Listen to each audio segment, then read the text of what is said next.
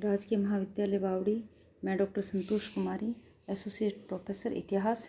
विद्यार्थियों, आज हम इल्तुतमिश के बारे में अध्ययन करेंगे। इल्तुतमिश दिल्ली सल्तनत का दूसरा महत्वपूर्ण शासक था। इल्तुतमिश इल्बारी तुर्क था। उसने दिल्ली सल्तनत का वास्तविक संस्थापक माना जाता है। कुतुबुद्दीन ऐबक की मृत्यु के समय वह बदायूं का सूबेदार था। इल्तुतमिश ने सर्वप्रथम लाहौर के स्थान पर दिल्ली को राजधानी बनाया। 1229 ईस्वी में उसने बगदाद के अब्बासी खलीफा अल मुस्तनसीर बिल्लाह मंसूर से धार्मिक एवं राजनीतिक मान्यता का अधिकार पत्र प्राप्त किया। वह उसके नाम के सिक्के चलाए, जिससे दिल्ली सल्तनत को औपचारिक मान्यता प्राप्त हुई। उसे हिंदुस्तान के सुल्तान एवं नासिर अमीर उल मोमिनीन की उपाधि प्रदान की। तबकाते नासिरी में इसका वर्णन करते हुए मिन्हाजुस सिराज ने लिखा है कि इस्लाम की राजधानी से भेजे गए वस्त्र, आभूषण और उपहार को सुल्तान, उसके पुत्र, अमीरों आदि ने ग्रहण किया। अतः इल्तुतमिश दिल्ली सल्तनत का प्रथम वैधानिक और संप्रभुता संपन्न सुल्तान बना। इल्तुतमिश ने 40 वफादार गुलामों का समूह तैयार किया, जिसे 40सा दल, 40सा गुट या तुर्कान ए चहलगानी कहा जाता है। इल्तुतमिश ने 1221 ईस्वी में दिल्ली सल्तनत को मंगोल आक्रमण से बचाया। जब चंगेज खां ख्वारिज्म के शाह जलालुद्दीन मंगबरनी का पीछा करता हुआ सिंधु नदी तक आ गया, तब इल्तुतमिश ने मंगबरनी को शरण देने से मना करके बुद्धिमत्ता का परिचय दिया। चंगेज खां का मूल नाम तिमुचिन था और वह अपने को ईश्वर का अभिशाप कहने में गर्व का अनुभव करता था। इल्तुतमिश ने गयासुद्दीन को पराजित करके बंगाल को भी पूर्णतः अपने अधीन कर लिया। गयासुद्दीन ने भी खलीफा से खिलत प्राप्त की थी। इल्तुतमिश ने बंगाल व बिहार के लिए अलग अलग गवर्नर नियुक्त किए। इल्तुतमिश के विरोधियों में ताजुद्दीन यल्दौज, नासिरुद्दीन कुबाचा, अली मर्दान प्रमुख थे। 1215 ईस्वी में तराइन के तीसरे युद्ध में इल्तुतमिश ने ताजुद्दीन यल्दौज को पराजित करके बंदी बना लिया और बदायूं के दुर्ग में उसका वध करवा दिया। इल्तुतमिश ने नासिरुद्दीन कुबाचा को 1227-28 ईस्वी में पराजित कर मुल्तान और सिंध पर अधिकार कर लिया और कुबाचा सिंध नदी में डूबकर मर गया।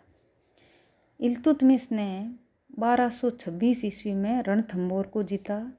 जालोर के चौहान शासकों से भी अधीनता स्वीकार करवाई और बयाना, सांभर, अजमेर व नागौर को भी अपने साम्राज्य में मिलाया। इल्तुतमिश ने मिन्हाजुस सिराज, मलिक ताजुद्दीन दबीर एवं अमीर खुसरो के पिता को संरक्षण प्रदान किया। उसके समय नासिरी, अबू बकर बिन मोहम्मद रूहानी और नूरुद्दीन मुहम्मद मुख्य विद्वान थे। इल्तुतमिश के सबसे बड़े पुत्र नासिरुद्दीन महमूद की मृत्यु 1229 ईस्वी में ही हो गई थी। उसकी स्मृति में इल्तुतमिश ने मदरसा ए नासिरी का दिल्ली में निर्माण करवाया। इल्तुतमिश ने इक्ता प्रणाली विकसित की। उसके समय में इक्ता वंशानुगत नहीं थी। इल्तुतमिश ने मुद्रा व्यवस्था में भी सुधार किया। वह पहला तुर्क शासक था जिसने शुद्ध अरबी के सिक्के चलाए। सिक्कों पर टकसाल का नाम लिखवाने की परंपरा शुरू की। इल्तुतमिश ने चांदी का टक्का एवं तांबे का जितल भी प्रारंभ किया। इसने 1234-35 ईस्वी में भिलसा में हिंदू मंदिर व उज्जैन के महाकाल के मंदिर को भी लूटा। मदरसा ए मुइज़ी का निर्माण भी इल्तुतमिश ने दिल्ली में करवाया। इल्तुतमिश दिल्ली का प्रथम सुल्तान था जिसने दोआब की आर्थिक क्षमता को समझा। इल्तुतमिश का वज़ीर मोहम्मद जुनैदी था। मलिक कुतुबुद्दीन हसन गौरी, फ़खरुल मुल्क निज़ामी जैसे योग्य व्यक्ति इल्तुतमिश के दरबार में थे।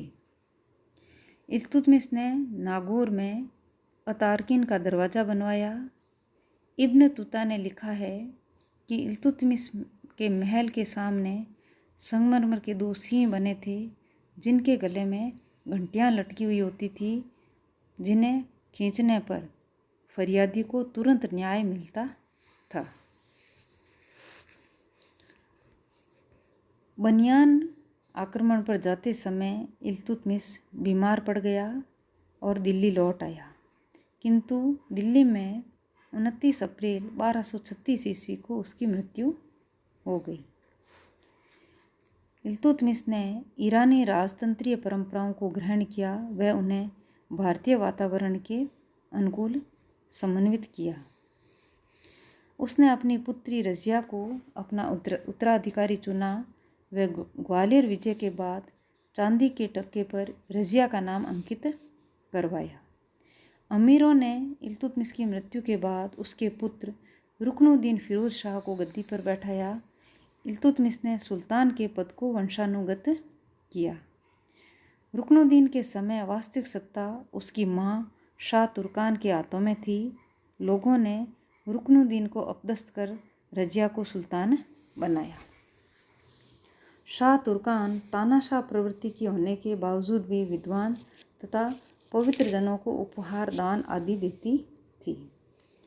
रज़िया ने शुक्रवार की नमाज के समय लाल वस्त्र पहनकर लोगों से शाह तुर्कान के विरुद्ध मदद मांगी। लोगों ने रुकनुद्दीन को अपदस्थ कर रज़िया को सुल्तान बना दिया। रुकनुद्दीन मात्र 7 माह तक ही शासक रहा। रज़िया के मामले में पहली बार दिल्ली की जनता ने उत्तराधिकार के प्रश्न पर स्वयं निर्णय किया। इस प्रकार इल्तुतमिश की मृत्यु के पश्चात रज़िया ने दिल्ली सल्तनत का शासनभार संभाला। इतिहास में इल्तुतमिश को भारत में मुस्लिम राज्य का वास्तविक संस्थापक माना जाता है। इल्तुतमिश को भारत में गुलाम वंश का भी वास्तविक संस्थापक माना जाता है।